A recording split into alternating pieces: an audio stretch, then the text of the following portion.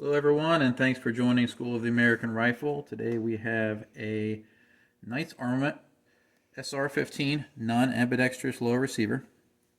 We're going to do a physical on it, but the reason that I have it at my bench is the owner sent it in because the holes that are drilled for the bolt catch are oversized. So I'll start off with that to show you what I'm planning on doing. I'm not actually going to do the procedure on video, but I will explain it.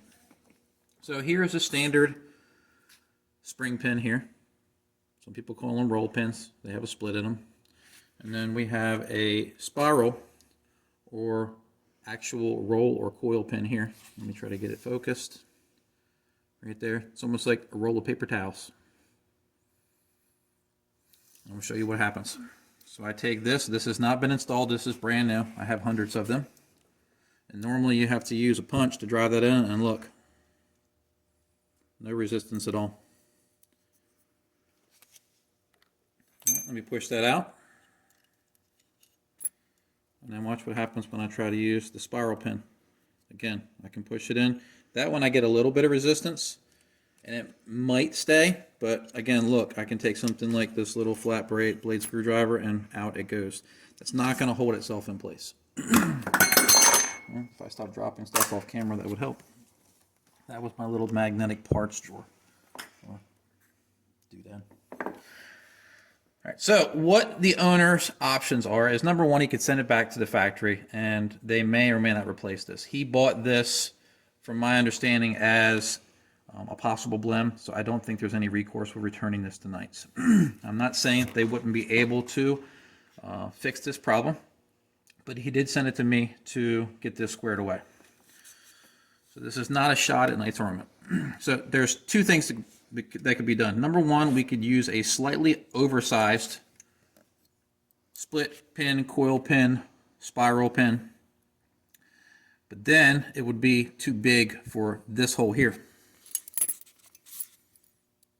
So what we have to do is oversize that to accommodate the oversized pin. He did not want to take that route. What he wanted me to do was install a threaded pin like some low receivers come with now. Usually companies like Aero Precision and other companies will use this. So it's not driven in with any kind of tool. It's threaded here and it's screwed in with a little Allen bit. So what I'm going to do off camera is take a number 35 drill, and I'm going to, after I disassemble this, open this bore up here so it can then accept this particular tap here. And I have this drill and this tap specifically for modifying AR-15 lower receivers. So this is a 632 pull-through tap. It's 6 inches long. It has to have the length in order for you to go down the whole length of the receiver. And then I have a long 6-inch number 35 drill. So you have to make sure you size the hole for this drill bit, and then you can tap it. You have to be very careful when you tap it. You don't want to go at it at an odd angle like this, or like this. You want to go straight in. So we're not going to do that on camera, but I wanted to show why it was here. While it's here, we're going to go ahead and do a physical on this lower receiver. So I'm going to pull those things off camera.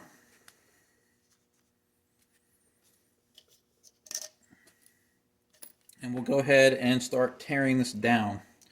So first thing I'm going to do is take the fire control group out. And it's going to fight me a little bit, so I got to get a hammer.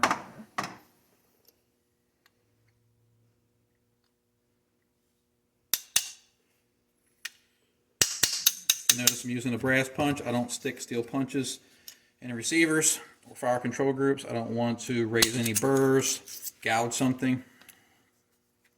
Should be able to pull or push the trigger out.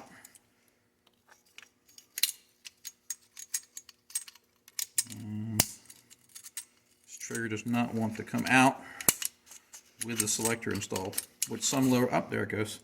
Some lowers, if the hole here, the slot isn't cut this way or this way far enough, sometimes you have to take the selector or safety out in order to get the trigger itself out of the lower receiver. All right, next up, let's start looking at the buffer and spring. So I'm going to come over to my right at the bench and I'm going to measure the spring and see if we have the right length here.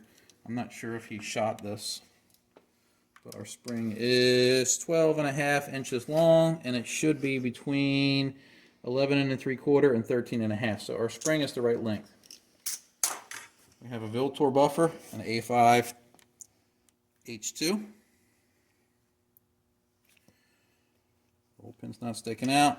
Buffer pad looks good. All right, we'll get that back into the lower receiver. Everything looks good and measures out. Next thing we're going to do is measure for bolt carrier travel. So what I'm going to do is take a bolt carrier with the buffer assembly in the gun. I'm going to push the carrier back, all the way back, and use my gauge, and we have a proper gap there. That's the thickness of 2/4. That's what you want to be able to squeeze in between there. If that gap is more shallow than that, smaller than that, what can happen is, depending on how hot the ammo is, how gassy the gun is, whether or not you're using a suppressor, it can cause that rubber pad for the buffer to collapse even more. It can actually allow the gas key to strike the lower receiver. So it's always good to measure for that. So this particular setup is fine. They did not stake the end plate into the castle nut. So I asked the owner if he wants to have that removed. Since everything checks out, I'm not going to pull this apart. I was going to pull it apart and check for the thread class for this Viltor receiver extension, but I've yet to run into one that doesn't pass class 2 gauging, so it's almost a futile effort to do that. It is possible that the lower receiver or maybe the castle nut might have some tolerance issues, so we'll see what's going on with the rest of the lower and we'll decide whether or not we're going to pull it apart. So I'll pull that spring and buffer back out. Now let's get the takedown and pivot pins moved out of the way, and let's gauge those. So green gauge, good. There's a good bit of slop there. Oh, took the red gauge, the no-go gauge, or my field reject. There's a lot of slop there. So what does that mean? What that means, with some upper receivers, depending on tolerances, if the hole accepts this particular gauge, that means there can be enough slop with the low receiver. It can cause reliability or feeding problems, depending on how sloppy things are when the upper receiver is attached. This is just one factor of several that I look for. A quick fix for that would be to take these standard pins out, and they are standard, and put maybe some JP plus 001 pins in. I think they even make a .002. But that would help or eliminate a lot of the slop that's in these holes here, and it's a good bit of slop. Again, doesn't mean that it's a failure. It's just something that I don't like to see on a low receiver, especially one that's brand new. So it did fail that gauging there. All right, next up we're going to do the magazine well gauge. This is a U.S. government issue gauge. I'm going to put it in here, and it does not go. Bring it around so you can see even gravity won't let it go in. I'm not playing funny tricks with the camera. This is not an issue that is specific to Knights, but what it means is this particular low receiver and other low receivers, if they fail this gauge, it means that they can be magazine sensitive. So I have a big stack of magazines over here just to show you what you can do, since these are impossible to find. So this is what this gauge is looking for. So number one, look at this old waffle magazine. These are collectible. We're going to see if that goes in. Look, it doesn't. Tight.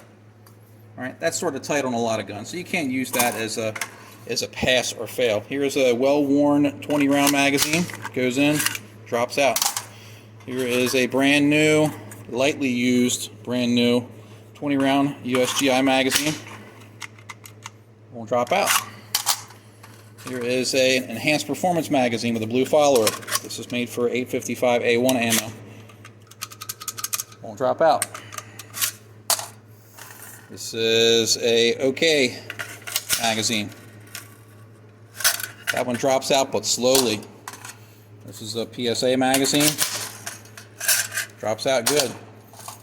And then we have an older law enforcement only Colt magazine. A friend gave that to me, and that drops out. Normally well-worn magazines will give you better success with a tight mag well. So we had several failures there, see? So I'm just showing you some magazine sensitivity. We have a, what is this, master molder.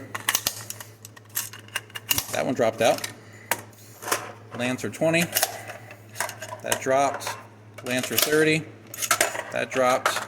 I'm slamming in the stuff, don't want to bang up my gauges. We have an old Orlite magazine, that drops out. An H&K polymer mag, that drops out. Now let's go over to, we have a big Surefire mag. I wonder if that takes it. It does. It fell out, but these are pretty heavy. Alright, let's try some. These are all mag pulls of various generations. So, flat dark earth, drops. 30 round, drops but sticks a little. Let's try it again. Oh, that one fell. 20 round mag, falls. 30 round, look at that. Which one is this? This one is Magpul 30 M3. Let's try this 30 round mag. Drops, and 40 round mag. Drop slowly. So just to give you some random samples, see, we had some Magpuls that wouldn't fall out. We had some GI style ones that wouldn't fall out. The Lancers didn't have any problems. But it's good to diversify with your magazines, regardless of whether or not you have this gauge or I've checked out your lower, or whoever makes it. It's good to have some diversity in your magazines, because some magazines just don't play well with some lower receivers, regardless if it's this lower or the one that you have at home. I've seen many examples of lower receivers that just don't play well with certain mags. So diversify with it. So does that mean that this thing won't work reliably? No, it's just the magazine wall is a little bit undersized, and it can be a little bit sensitive with the magazines that you feed into it. And I tried to show you that on camera so you can understand why I used that. That's a quick check for me. So moving along, let's check our hammer and trigger pin holes. The green side should go in, and there's a good bit of slop there. Let's check it with the reject. There's a taper in this, so it may look like it's taking the gauge, but it's not. It's just starting on that bevel right there. So let's try with my various pin gauges here. We have 158, 157, and 156. So 156 gauge. Oh boy, we have lots of slop there. 157. So we're 0.02 oversized right now. 158. I took it. I'm going to step away for a second and go get a 159 pin.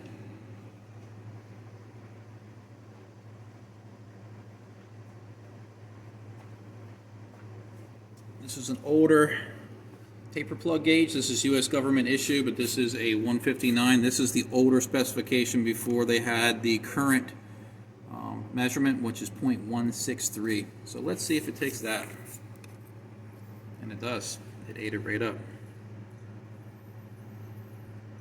So looking at this, I'm thinking it's going to go up to 160. So let me grab a 160 pin gauge.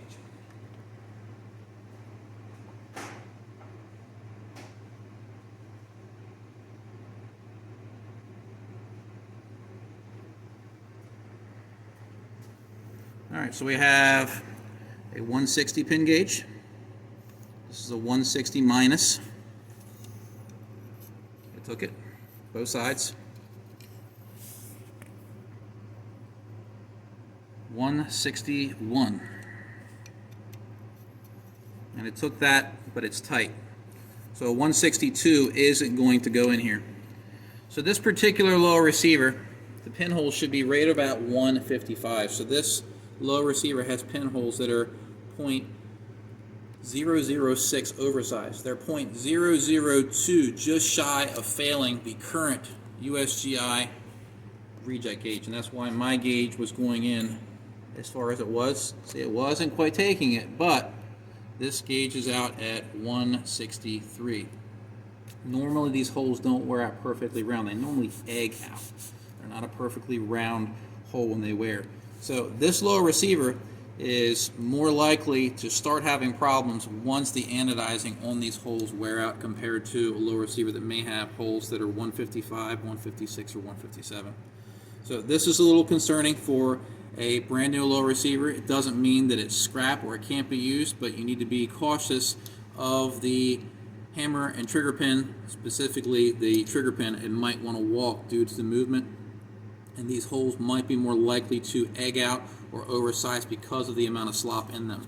Now, he is using a Geisley fire control group in here, and these pins are 001 oversized, so he made up a little bit of a difference there. So instead of it being, what was it, 161 was our total size, right now we're probably looking at a 160 hole when everything balances out. So 005 oversized. So pretty big for hammer and trigger pin holes, but not a reject yet, but he should keep an eye on that.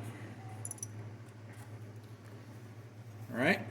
So let's check the selector bore. If these holes were all oversized, maybe this one is too. So these particular selectors can be a challenge to deal with. So I'm going to take out this retainer here.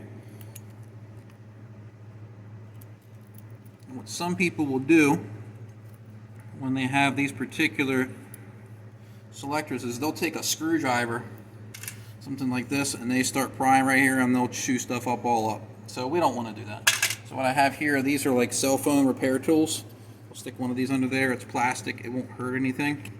And I'll try to pry up on this. See if I can get it to lift away without damaging anything. And I'll try to rock it.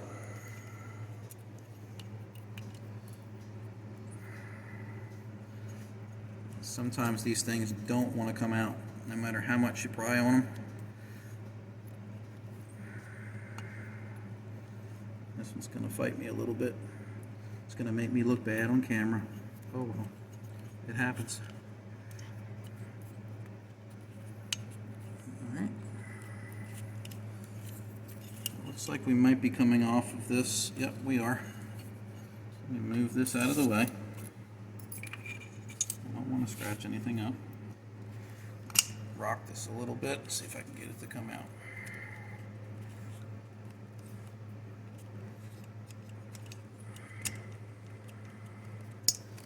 It's coming up. Just taking a little bit of effort.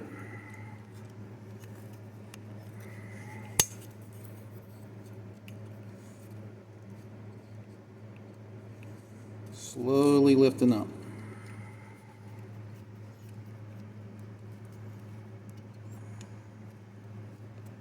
Probably one of the tightest ones I've ever dealt with.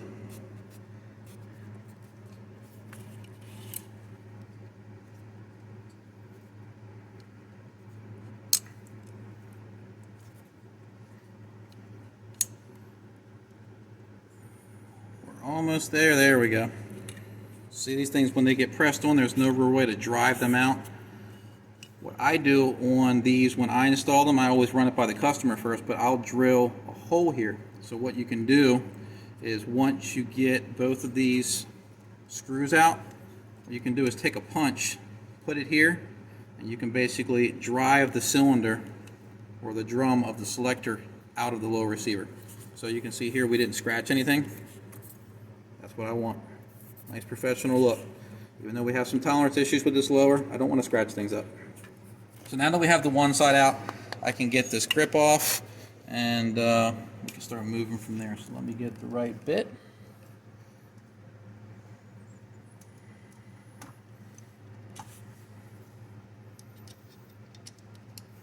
And I'll get this grip out of the way. I need to get me a little power screwdriver. I'm not recommending that you do that, because if you lose that sense of feel, if you haven't had a good bit of experience, you can easily cross-thread something or strip something using power tools. So if you're working in a production environment where you have a lot of experience, or you can set the tools to be more sensitive, that's fine, but don't follow my advice there with power tools. Alright, selector's out. I don't have to take that other side out because I can just pull the whole drum out. My tool's still good. Got a little scratched up, but still fine. Alright, let's see what the selector bore looks like. Right here. Go. And the reject also goes in here. So what does that mean? What this means is this bore is of a diameter that allows there to be a good bit of slop in the selector. Can you see that on camera? Alright, with this amount of slop, in addition to the amount of slop we have in these holes, it is possible, depending on the tolerances, where these holes are located, and the fire control group that you use, and where the shelf sits, that the trigger engages with to actually stop it from moving, you could have this gun be set to the safe position, pull the trigger, and the gun will still drop the hammer because of that excessive slop on there. So I didn't check that before we started the video. When I get it back together, we're going to go ahead and try that. So that being said, we have undersized, oversized, oversized, oversized, oversized, oversized. Now, like I said at the beginning of the video, I am going to modify this. The owner does want this modified, and he is aware that these holes could be oversized, so he could be voiding the warranty here. So before I actually do the work, when we stop the video, I'm going to run it all by him again, let him watch this video before I do this work, so he can make a conclusive decision on whether or not he actually wants me to modify this, or if he wants to contact Knights and see if there's some kind of issue he can resolve with them. This gun may be perfectly fine, but these are things that I like to look for when I'm working on or building something or rebuilding something. So what I'm going to do, since we had all these other tolerance issues, is I'm going to pull the receiver extension off, and I'm going to gauge the thread class right here on the back. I want to see if we have an oversized receiver extension bore here. So let me get my lock and hold.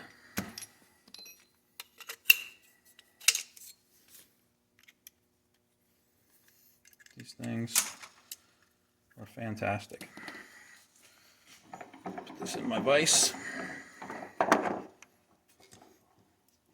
smashing the buffer tube into my wife. She's trying to get this on camera. And let me grab an armorer's wrench. And one thing I do notice here, and this could cause a problem, look at how shallow this was threaded in here. See how it's barely making contact with the detent? That could have cut loose if it was shot like this. This thing should be turned in one more rotation. This thing can wind up flying out of here once wear sets in, so this could have been catastrophic.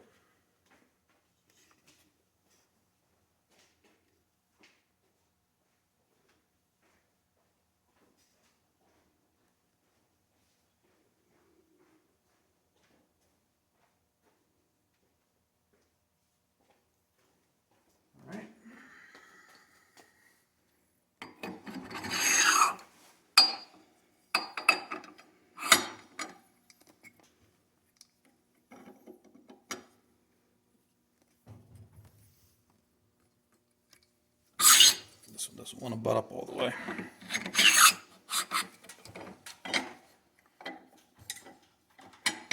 There we go. All right, let's see. That wasn't tight at all. They probably only had about maybe 10 to 15 foot-pounds on it, if that.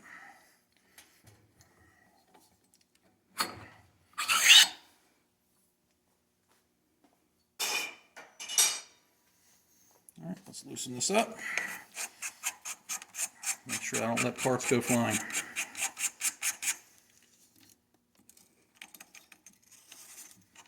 There's the spring. There's the detent and spring.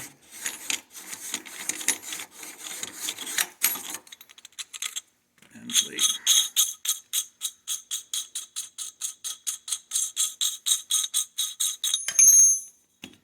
All right, so let's see what we get here. We have our class 2 and 3 go gauge, so this should go in,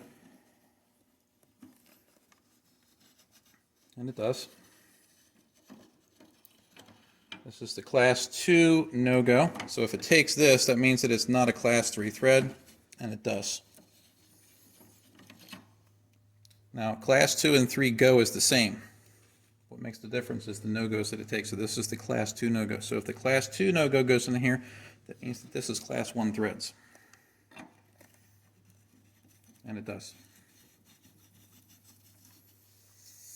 So again, does this mean that this is junk? No. What it does mean is that if you don't try to do some balancing with the receiver extension you select, and this is possible, even if you stake this thing to the right amount of torque that you could have the castle nut walk off. And it's because there's enough slop between the tube, the lower receiver, and the castle nut. Now let's gauge the tube. I guarantee you this is going to be class 2. If I'm wrong, you'll be catching it on video. And then hopefully this castle nut would be class 2 or better. This appears to be a forward controls design, so we're going to see. But this is definitely class 1. So there are fixes for this. One of the fixes would be that we can put something in here, and our battery's running low, so we may lose our video here and I'll have to splice this. But we may have to do something to eliminate the slop here. So what I'm going to do is reach over and show you one of the things that I use in these circumstances, and it's Vibrotite VC3. So if we have class 1 threads here, and let's say we had class 1 threads here, this can make up the difference, the slop, if you will. All right? So Vibrotite VC3, it's almost like rubber cement. It's a very low temperature, so if you have to take this back off in the future, it has enough holding force to keep things together, but not enough that you have to hit it with a torch, get things really hot, or you use a lot of force. So this lower receiver did not fare very well. Doesn't mean that it's total junk, but I do want to give the owner the opportunity to decide what he wants to do with it before we start making permanent modifications to it. So while we're in this, let's go ahead and check a couple more things. I'm going to check the lug recess. This is a U.S. Marine Corps USGI gauge. That should not go in there.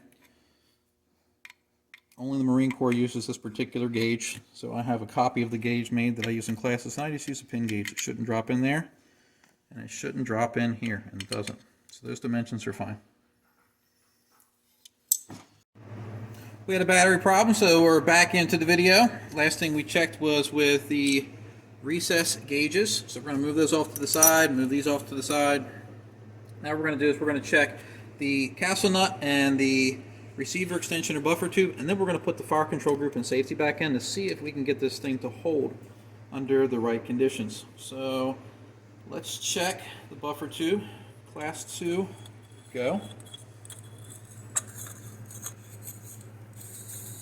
Good. Class 2, I'm sorry, that was a Class 3 go. This is a Class 3 no-go. Class 3 no-go will not start, so this is a Class 3 tube. Alright, so what this means is you can almost consider this a balancing of two components, or the sum of parts, which is I teach in my classes. You don't always focus on what one part gauges out as or measures it. You want to measure the part that it interfaces with.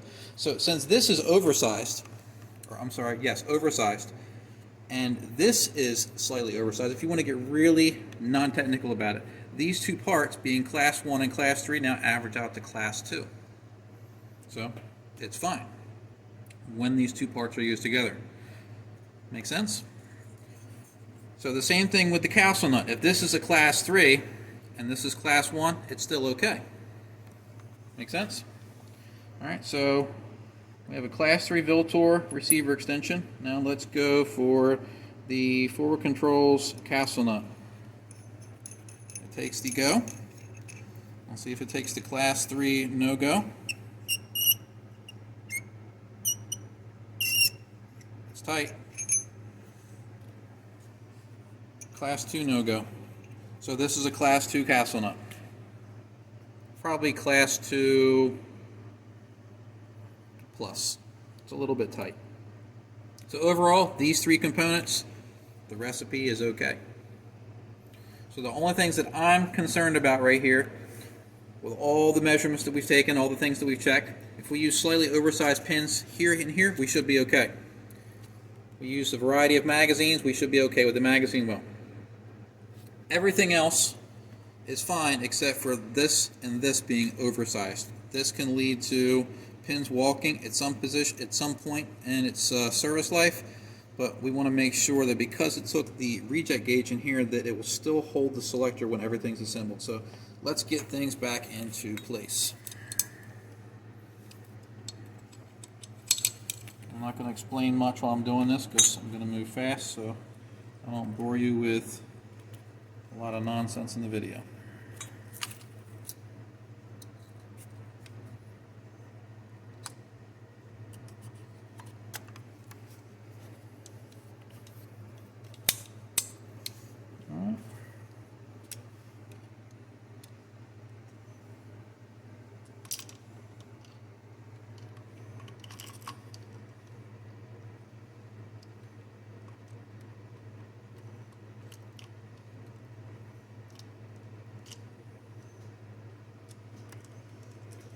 And one thing you'll always want to try to do is on a virgin build, you want to make sure that you always test the grip screw that you're planning on using in the low receiver. One of the reasons why I have those two screws in that little magnetic parts bin is because this one, the threads were messed up and slightly oversized. So the student thankfully stopped at that point and took it under advisement to follow my procedure, and he tried to screw that in, it wouldn't go in. We lost one of our lights for our camera. Hopefully. Sorry everyone, we had another battery problem, so we're back into it. Today's technical problems just keep on getting thrown at us. Alright, so we have the selector in. I've tightened the grip screw. Selector moves properly. I'm not going to snug this down all the way. I'm just going to put it in place so we can manipulate the selector from this side so you can see in the camera. Move these parts off to the side and let's get this installed.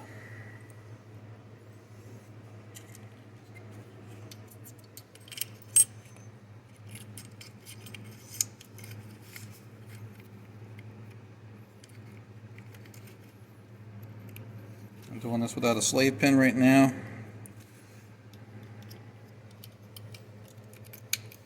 There we go. That's in. Hammer spring.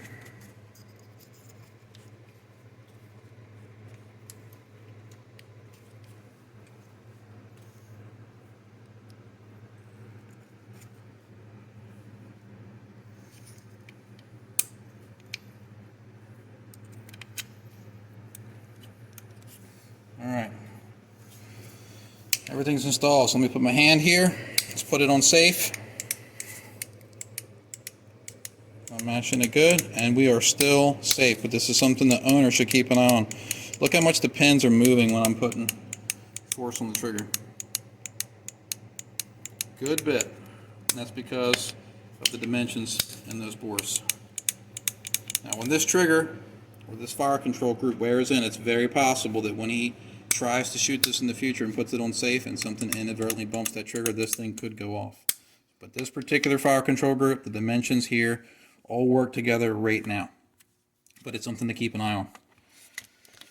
So, I'm going to contact the owner, see what he wants to do about the threaded bolt catch now that we've detected all these other possible issues. But I hope that you found this video interesting. Remember, this is an example of one. We have not given Knights Armament the opportunity to fix this. So I hope you found this video educational, and thanks for watching.